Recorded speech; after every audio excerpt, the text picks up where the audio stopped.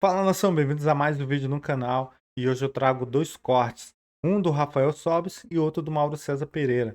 O Rafael Sobis desesperado, né? Ele traz ali o sentimento da galera que não torce pro Flamengo, né? É total desespero. E o Mauro César Pereira fazendo uma análise ali completa do jogo de ontem. E a gente vai ver por aqui e vamos comentar também.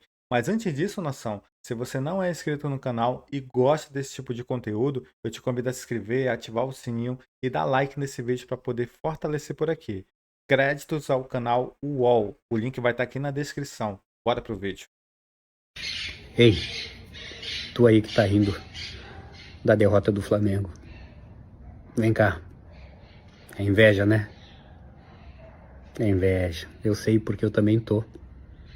Imagina a gente ter que admitir que o time do Flamengo é muito bom. Imagina a gente ter que admitir que tudo que o Flamengo tá colhendo ele plantou e ele merece. Imagina a gente ter que admitir que o nosso time tá anos-luz atrás do Flamengo. É, meu caro.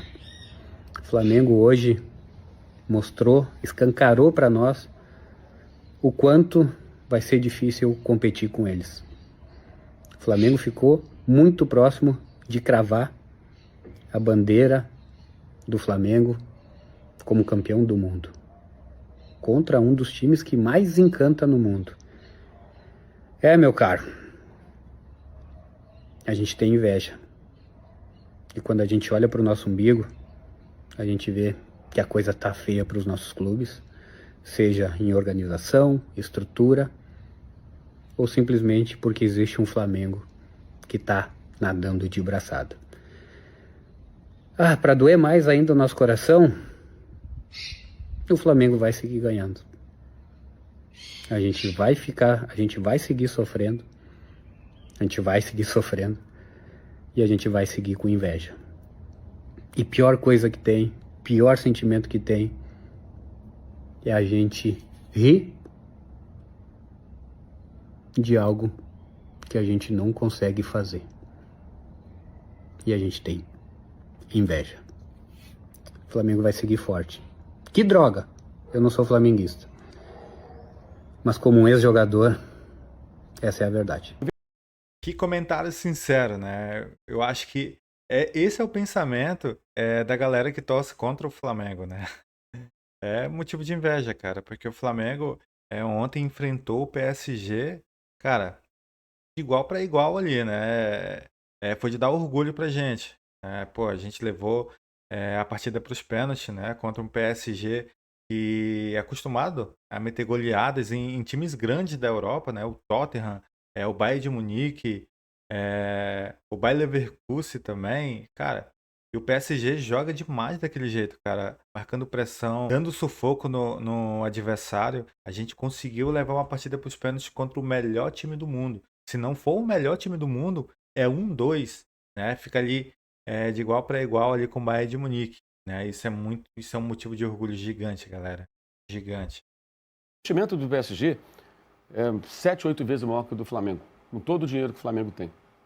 A média de idade do PSG é de 24,2, o time que foi para o jogo. O Flamengo 30,5, porque o time brasileiro, para ter jogadores do nível de Alexandre, Jorginho e outros, você tem que ter os caras que não têm 30 anos. Você consegue os caras que estão já no final da carreira.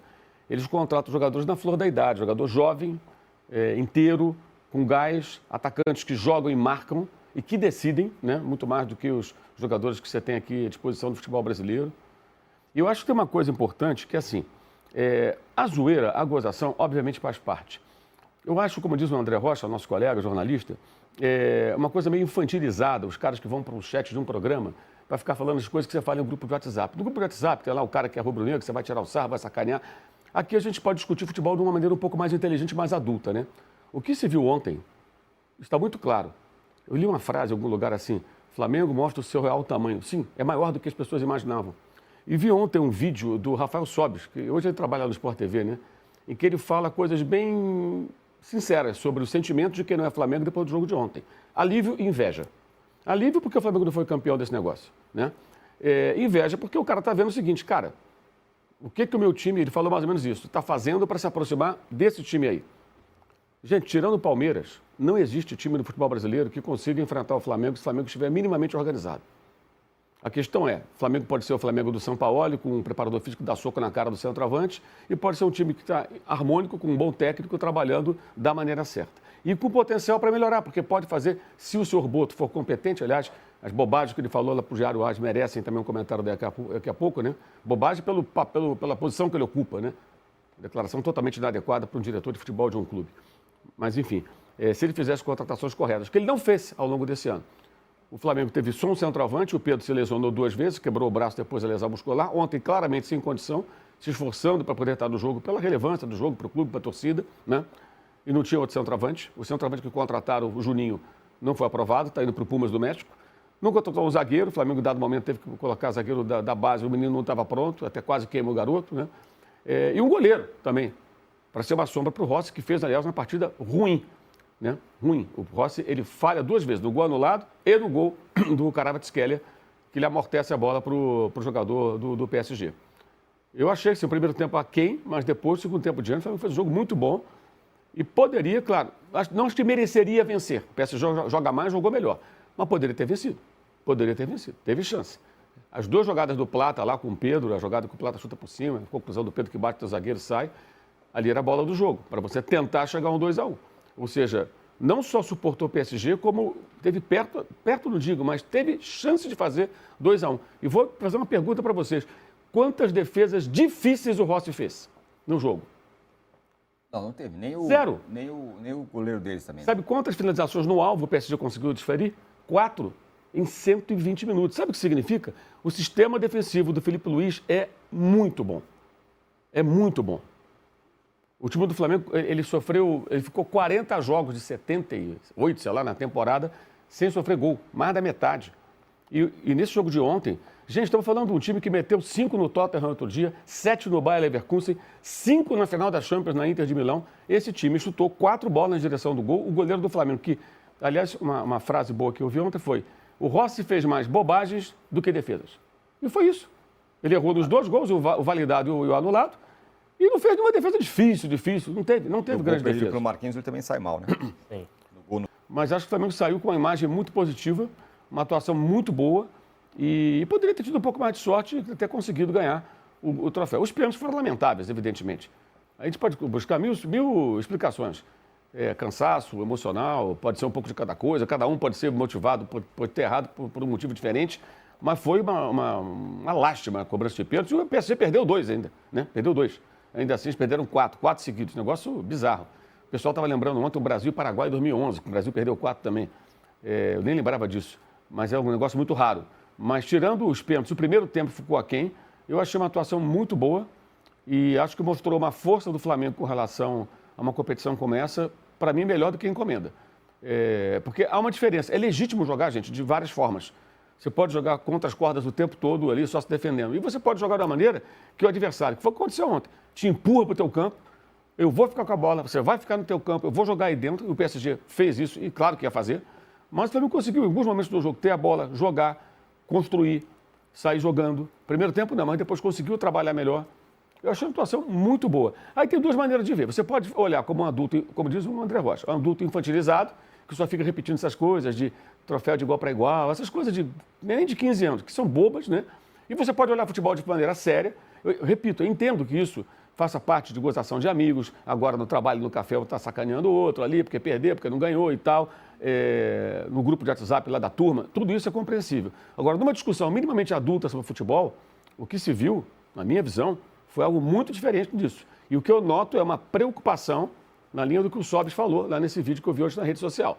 É um alívio, inveja e um pouco de receio, talvez medo, porque o nível que o Flamengo apresentou ontem foi muito alto, muito alto.